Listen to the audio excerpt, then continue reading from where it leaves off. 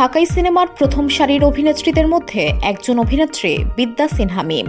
জনপ্রিয় এই নায়িকা 2007 সালে লাক্স চ্যানেল আই সুপারস্টার প্রতিযোগিতায় বিজয়ী হয়ে শোবিজে পা রাখেন। এরপর আর পেছনে ফিরে তাকাতে হয়নি তাকে। একের পর এক সিনেমা, ওয়েব সিরিজ, টেলিফিল্ম, বিজ্ঞাপনে কাজ করে গেছেন অনায়াসেই। তবে দীর্ঘ 18 বছরের ক্যারিয়ারে বর্তমানে কিছুটা যেন ভাটা পড়েছে তার। বেশ কিছুদিন ধরে দেখা যায় না তেমন কোনো কাজে।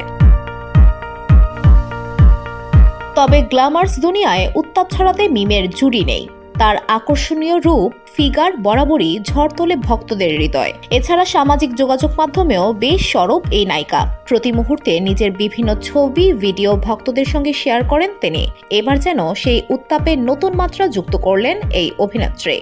সম্প্রতি সাদা টপসে খোলামেলা রূপে দেখা মিলল মিমের। শনিবার সন্ধ্যায় নিজের ফেসবুক অ্যাকাউন্টে 16টি ছবি প্রকাশ করেছেন তিনি, যেখানে খোলা চুলের সঙ্গে হালকা মেকআপ। মিমের প্রতিটি ছবিতে অভিনেত্রীকে যেন নতুনভাবে আবিষ্কার করেছেন ভক্তরা।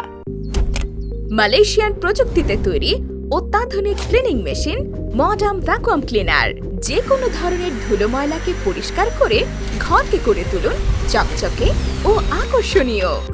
Modem, brand of luxury.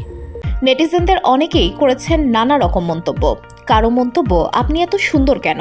কেউ লিখেছেন ঢালিউডের বর্তমান সময়ের সেরা অভিনেত্রী। কেউ আবার তার সাহসী পোশাকের প্রশংসায় মেতেছেন। প্রশংসার পাশাপাশি অনেকে করেছেন নেতিবাচক কমেন্টও। সালমান নামে একজন লিখেছেন, যুব সমাজটা এদের কারণেই ধ্বংস হবে।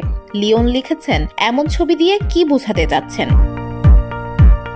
সম্প্রতি দিন কয়েক আগেই স্বামীকে নিয়ে মালদ্বীপে উড়াল দিয়েছিলেন মিম। সেখানে ভালোবাসা দিবস উদযাপনের পর আবার দেশে ফিরে এসেছেন। দেশে ফিরেই ভক্তদের এই চমক উপহার দিলেন অভিনেত্রী। প্রসঙ্গত 2007 সালে লাক্স চ্যানেল আই সুপারস্টার প্রতিযোগিতায় বিজয়ী হয়ে বিনোদন জগতে প্রবেশ করেন বিদ্যা সিনহা মিম। হুমায়ুন আহমেদ পরিচালিত আমার আছে জল চলচ্চিত্রে অভিনয় করে দর্শকদের নজরে আসেন তিনি। এরপর থেকে টেলিভিশন, নাটক ও চলচ্চিত্রে কাজ করে জনপ্রিয়তা অর্জন করেন। নিজের অভিনয় দক্ষতা দিয়ে দর্শকদের মনে জায়গা করে নিয়েছেন এই অভিনেত্রী। VOD Bangla news desk.